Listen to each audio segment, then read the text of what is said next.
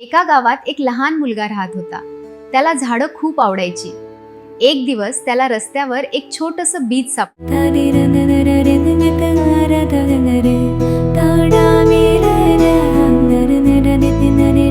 तो रोज त्या बीजाला पाणी घालायचा.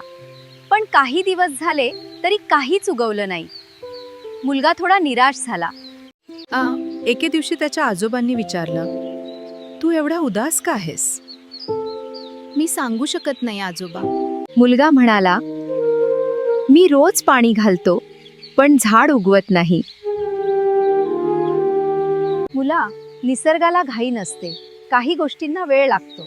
पण जर आपण प्रयत्न थांबवले नाहीत तर फळ नक्की मिळतं. मुलाने पुन्हा रोज पाणी घालायला सुरुवात केली.